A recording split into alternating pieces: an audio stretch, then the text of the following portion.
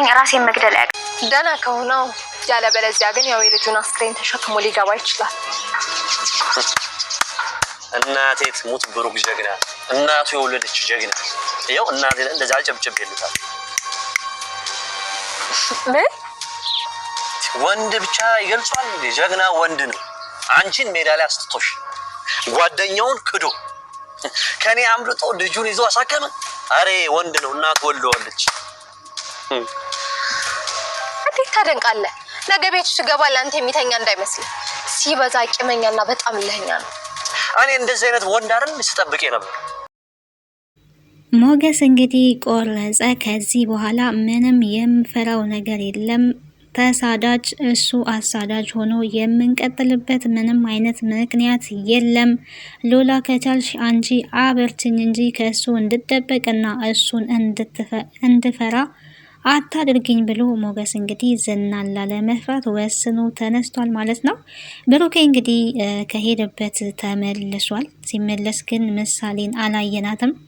ምሳሌ ምን ሆነች የሚለው ነገር እንግዲህ ብዙዎቻችን አሳስቧል። ብሩክ ግን በጣም በሀዘን ሁኔታ ነው የተመለሰው። ቅድስትም ያልጠበቀችው ነገር ነው የገጠማት። በደስታ ለመቀበል እንግዲህ ተኳኩላ ቆንጆ ሆና ነበረ ኤርፖርት የደረሰችው። ምሳሌን ስላላያቻት ግን ወዲያው ማልቀስ ጀምራለች።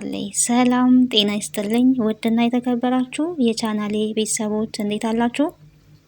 በያላችሁበት ሰላማችሁ ይብዛ። ለዚህ ቻናል አዲስ ከሆናችሁ ሰብስክራይብ በማድረግ ቤተሰብ ነው፣ ነባሮች ደግሞ ሼር ላይክ እያደረጋችሁ ስለምታበረታቱን እናመሰግናለን። ምሳሌ ቀጣዩን ክፍል ወደ እናንተ ይዤ መጥቻለሁ። ምን ተፈጠረ የሚለውን በመሀል ቪዲዮ ማስገባላችሁ ይሆናል። እስከ ፍጻሜው ተከታተሉ። ቪዲዮውን በላይክ ጀምሩ። ስለምትከታተሉ በድጋሚ እናመሰግናለን። አመሰግናለሁ ማለት ነው። እንግዲህ ብሩክ ምሳሌን ለማሳከም ከሀገር ወጥቶ ነበረ። ተመልሶ ገብቷል። ነገር ግን ሲመጣ ባዶ እጁን ነው ከኤርፖርት የወጣው፣ ወይም ደግሞ ምሳሌ አጠገቡ የለችም። ይሄ ነገር ምንድን ነው የሚለው ሁላችንም አሳስቡናል። ምሳሌ ሳትታከም ሕክምናዋ ሳይሳካ ቀርቶ ወይስ ሞታ ነው ወይስ ደግሞ ሰርፕራይዝ ሊያረጋቸው ምሳሌን ደብቋት ነው? ብቻ የሆነ በጣም ግራ የሚያጋባ የሚያሳስብ ነገር ነው። ከብሩክ ፊት እንደምንረዳው ግን የሕክምናው ሁኔታ ያልተሳካ ነው የሚመስለው። ምሳሌ ባትሞት የሚል ሀሳብ አለኝ እንደኔ። ምሳሌ ድራማ እንግዲህ መከታተል ከጀመርኩበት ሰዓት ጀምሮ በጣም አስተማሪና ተወዳጅ ድራማ ነው። ምሳሌ ታክማ ብትመለስ ለኦዲየንሱ መልካም ነው ብዬ አስባለሁ። ግን ከብሩክ ፊት እንደምንመለከተውና እንደምናየው ያልተሳካ ነው የሚመስለው። ይሄ በጣም አሳዛኝ ዜና ነው ማለት ነው ለመላ ኦዲየንስ፣ ለምሳሌ ድራማ ተከታታይ በጣም የሚያሳዝን ነገር ነው። ምክንያቱም ምሳሌ እንድትሞት በጣም ብዙ ሰዎች መሀሌት በተለይ ተፈልገው ስለነበረ ምሳሌ መሞት የለባትም ብዬ ነው የማስበው። ምክንያቱም ብሩክ ነው ማሸነፍ ያለበት። ምሳሌን ለማዳን ብዙ ዋጋ ከፍሏል። ሚስቱን ፈቷል። ቤቱን፣ መኪናውን ሸጧል። ሞገስ ብዙ ዋጋ ከፍሏል። ቅድስት፣ ብቻ ብዙ መልካም የተባሉ ሰዎች ለምሳሌ ትልቅ ዋጋ ከፍለዋል። ብሩክ እንግዲህ ምሳሌ ከጎኑ አለመኖሯና መቀያየሩ በጣም አስደንግጦናል ማለት ነው። ሌላኛው እንግዲህ መሀሌት አሁን ላይ ከዝና ጋር እየሰራች ነው የምትገኘው። አጋቹ ሰውዬ ሞገስና ዳጣን የሚከታተላቸው ሰውዬ እራሱ ተመልሶ ወጥመድ ውስጥ ገብቶ እንግዲህ ስልኩ ተነጥቋል ማለት ነው። ሞገስ ታሪክ ነው የሰራው። አሁን ላይ በቃ ቆርጦ ተነስቷል። አልፈራም፣ መፍራት የለብኝም ብሏል። ዳጣና ሞገስ በተገናኙበት ሰዓት ቅጽበት የሚከታተላቸውን ሰውዬ አይተውት ነበረ። በዛ አማካኝነት እንግዲህ ሞገስ አሁን ላይ ሽጉጥ ታጥቆ ነው የሚዞረው። ከኋላ ዞር ብዬ ይዘዋለው፣ ይሄ ሰው እኛን የሚከታተለው ብሏል። ዳጣም ነቅታለች። እየተከታተሉን ነው፣ ይሄ ሰውዬ እየተከታተለኝ ነው ብላ ነበረና ከኋላ እጄ ዞር ብዬ ይዘዋለው፣ አንቺ ከለል አድርግኝ ብሎ እንግዲህ ዞር ብሎ ከኋላ ይዞታል ማለት ነው። እሱ ዞር ብሎ ከኋላ ከመያዙ በፊት አጋቹ እንግዲህ ከዝና ጋር እያወራ ነበረ። ለዝና ደውሎ ያሉበትን አካባቢ ሁለቱ እንደተገናኙ ማለትም ዳጣና ሞገስ አብረው እንደሆኑ ተናግሮ እያወራ ባለበት ቅጽበት እንግዲህ ሞገስ ከኋላ ይዞ ስልኩን አንጣው ብሎ ነው በሽጉጥ አስፈራርቶ ስልኩን እየተቀበለው። ከማጋ እያወራክ ነበረ? ከዝና ጋር እያወራክ ነበረ? ዝና እየደረሰ እየመጣ ነው። ዝና እኔን ለመግደል እንደሚያሳድደኝ አታቅም? አሁን ስልኩን አንጣ በማለት ስልኩን ተቀብሎታል። ምን እያለ መንተባተብ ነው እንጂ ሌላ ምንም መፍትሄ ሊያመጣ አልቻለም። ኬት ጀምረክ ነበረ ስትከታተለን የነበረው? ማንን ነበር ስትከታተል የነበረው ሲል ልጅቷን ነበረ እየተከታተልኩ ያለሁት ብሎ መልሶለታል። ኬት ጀምረክ ተከታተልካት ሲለው ከቤት ጀምሬ እየተከታተልኳት ነበር አለ። እንግዲህ ዳጣን ነው እየተከታተለ የነበረው። ዳጣን የሚከታተሉበት ምክንያት እንግዲህ ሞገስ ያለበትን ቦታ ትነግረናለች በማለት ነበረ የሚከታተሏት። ሉላ ያለችበትን ቦታ ለማግኘት ይረዳናል ብለው ነበረ። ሉላ ያለችበትን ቦታ ዳጣ አታውቅም፣ ብታውቅም አትናገርም። ከዚህ በፊትም እንግዲህ ይዘዋት ነበረ። መሀሌትን አሸንፋ ነው የወጣችሁ በስተመጨረሻ እንጂ ምንም አይነት ነገር አልተናገረችም። ብሩክ ሞገስ ሉላን አሳልፋ አትሰጥም፣ እሷ የነሱ አጋዥ ስለሆነች። ዝናን በእርግጥ በጣም ነው የምትፈራው፣ ግን የነብሩክ ሚስጥር ዋጋ ከፍላን ቢሆን ስትጠብቅ ከዚህም በፊት አይተናል ማለት ነው። እንግዲህ ዳጣ ደግሞ ቤተሰቦቿን እየፈለገች እንዳለች ሁላችንም የምናውቀው ነው። ቤተሰቦቿ አሉ የተባሉበት ሰፈር ሄዳ ነበረ ከሞገስ ጋር።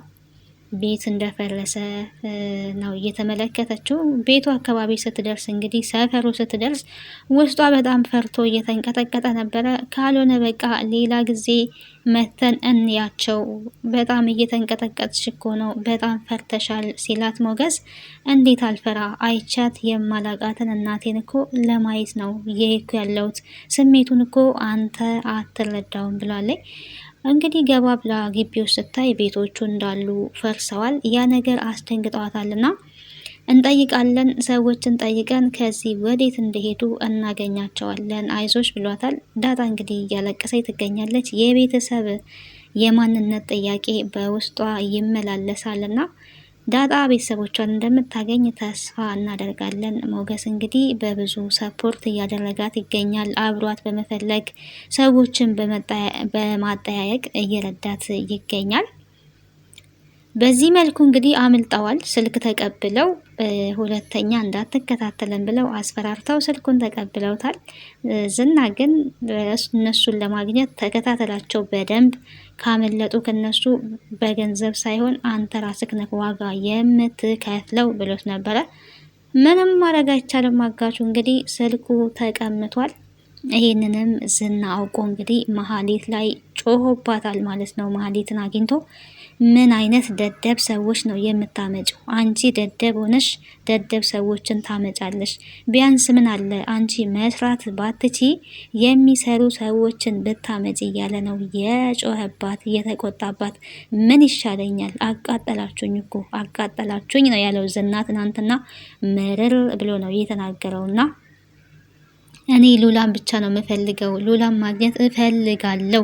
የሚሰሩ ሰዎች ለምን አታመጭም? አንቺ ባትሰሪ እንዴት እንደዚህ ታረጊያለሽ? ብሎ ጓና ያለባት። ምንድነው የተፈጠረውን ነገር ለምን በግልጽ አትነግረኝም ነው ያለችው።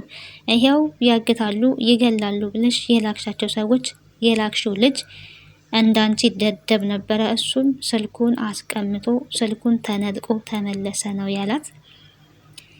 እና አሁን ምን ማድረግ አለብን ብላ እንግዲህ ወደ መፍትሄ ብትሄድም ሞገስን ያው ማስገደል አለብሽ፣ እኔ ግደይ አይደለም ያልኩት፣ ያለበትን ቦታ አሳይኝ ነው ያልኩሽ እያላት ይገኛል። እሷም እስካሁን እንግዲህ ያለበትን ቦታ ልታቅ አልቻለችም። ሞገስም ቆርጦ ተነስቷል። ለሉላም እንግዲህ ከቤት አትውጣ ብትለው ሉላም ከዚህ በኋላ ከነገ ጀምሮ እንወጣለን፣ ከዚህም በኋላ እንዲሁም አልፈራም፣ እሱ አሳዳጅ እኔ ተሳዳጅ ሆኜ በጭራሽ አንኖርም፣ በተወለድኩበት ሀገር አልፈራም፣ አልደበቅም፣ ከዚህም የትም አልሄድም፣ እሱ አንቺና እኔን የሚለያየው እኔን ከገደለ ብቻ ነው ብሎ እንግዲህ እስከ ሞት ድረስ ወስኖ ቆርጦ ተነስቷል።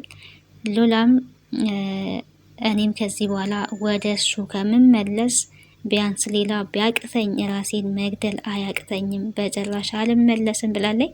ዝና እንግዲህ ተስፋህን ቁረጥ፣ ከዚህ በኋላ ሉላ ያንተ ልትሆን አትችልም፣ ሌላ ፈልግ። እንግዲህ ደግሞ ወይ መሀሌት አንተን ስለምትፈልግ ከመሀሌት ጋር ተጠቃለል ብለን እንግዲህ ሀሳባችንን እንሰጣለን።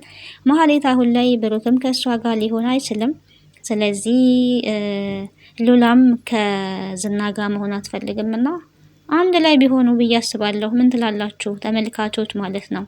ዝናና መሀሌት አንድ ላይ ቢሆኑ የተሻለ ነው አይደል? ስለዚህ እነሱን እንድራቸዋለን ማለት ነው።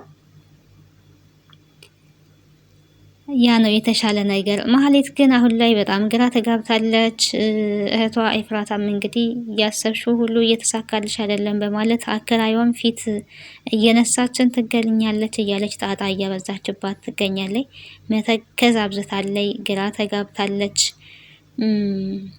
ብሩክ ደግሞ ከውጭ እየመጣ ነው የሚለውን ነገርም ሰምታለች። እየመጣ ነው ብላለች። እንግዲህ ሞገስ ሄዶ መቀበል አልፈለገም። ዳጣ እና ቅድስቴ እንግዲህ ተቀብለዋል፣ ለመቀበል ወጥተዋል ማለት ነው። የገጠማቸው ያዩት ነገር ቢያስደነግጣቸውም መጨረሻ ላይ ምንድን ነው ያስደነገጣቸው የሚለውን ነገር በቀጣዩ ፓርት የምናይ ነው የሚሆነው። ያ ፓርት እኔንም አጓግቶኛል። ምክንያቱም ብሩክ ምሳሌን ሳይዝ መምጣቱ ምን ተፈጥሮ ነው የሚለው። ዳጣንም ቅድስትንም እንግዲህ በደስታ ከቤት ለመቀበል እቤት እንግዲህ ቅድስት ዌልካም ምሳሌ ብላ ያዘጋጀችው ዲኮርም ነበረ። ራሷን በጣም ዝንጥ ብላ ነበረ በደስታ የወጣችው። ያየችው ህልም ግን በጣም የሚያስፈራ ህልም ነው። ቅድስት ያየችው ህልም ያስፈራል ማለት ነው። እነሱ ባይረዱትም ምሳሌ ነጭ ለብሳ እየው ነው ያለችው። ወደ መላእክት ተቀይራ ነው ያለች ዳጣና ዞሮ ዞሮ ህልሙ የሚያስፈራ ህልም ነው። መሀሌት ብሩክ በመመለሱ ባደረገው ነገር በጣም ቅር ተሰኝታለች። ምክንያቱም አሸንፏታል፣ እናውቃለች። ዝና ደግሞ የብሩክን ጀግናነት እየመሰከረ ይገኛል። ብሩክ እናቱ የወለደችው ጀግና ነው፣ ጀግና ብየዋለሁ ብሎ አጨብጭቦለታል። ጀግና ወንድ አንቺን ሜዳ ላይ ጥሎ ሞገስን ክዶ ከኔም አምልጦ ልጁን ለማሳከም ሄዶ ተመለሰ። ጀግና ነው። እንደዚህ አይነት ወንድ ነበረ ስፈልግ የነበረው። እናቴ ትሙት ጀግና ነው ብሎ መስክሮለታል ዝና ማለት ነው። ከኔ ውጪ ጀግና የለም ሲል ለብሩክ ጀግንነቱ መመስከሩ አሜዚንግ። አንዳንዴ ጀግኖችም ጀግና ነን ብለው የሚያስቡ ሰዎች ለጀግኖች ሲመሰክሩ ደስ ይላል። በነገራችን ላይ ጀግና ማለት በዱላ የሚያምን ራስ ወዳድነት አይደለም። መልካም ነገርን የሚያደርግ ሰዎችን ሳፖርት የሚያደርግ ለሰዎች ደስታ የሚጨነቅ ያ ነው ጀግና ማለት እንጂ ይሄ ካኪ ዘራፍ ምናምን የሚል እንኳን እኔ ጀግና ነው ብዬ አላስብም። በእኔ አመለካከት በሰዎቹ ዘንድ ሁላ የሚፈራ ልክ እንደ የዱር አውሬ ይሄ ጀግንነት አይደለም። ይልቁንም በተቃራኒው በሰዎች ዘንድ ሁላ የሚወደድ መልካም የሚያደርግ ሰው ያ ጀግና ሊባል ይችላል እንጂ ይሄ ሰዎች ገና ሲያዩት የሚበረግጉት፣ በተለይ ዳጣ የዝና ስም ሲጠራ ግራ ሁላ ነው የምትጋባው ማለት ነው። መሀሌት እንግዲህ ብሩክ እየተመለሰ ነው ምን አሰብሽ ቢላትም ዝና እኔማ ሀሳቤ የነበረው ከብሩክ ጋራ ልጁ ሞታ ንብረቱ ሳይሸጥ አብሬ መኖር ነበረ፣ ብሩክን ወደው ነበር ብላለች። ዝና እንግዲህ በጣም ስቆ ኧረ እባክሽ ወይ ጉድ፣ ጉዳችን ፈላ። እሱን ነው ወይስ ንብረቱን ነው የምትወጂው? ዝም በይ እባክሽን፣ ለምን ትዋሻለሽ? ንብረቱን ነው የምትወጂው ብሎ እንግዲህ ልክ ልኳን ነግሯታል ማለት ነው። መቼም እሱን ብትወድ እንግዲህ ልጁን ጠልታ እሱን ብቻ ልትወድ አትችልም። ሲወዱ እንግዲህ ከነ ምናምኑ ነው። ልጅ ደግሞ የእግዚአብሔር ስጦታ ነው፣ ጸጋ ነው። እሱን ከወደደች ልጁንም እንደ ልጇ መቀበል ነበረባት።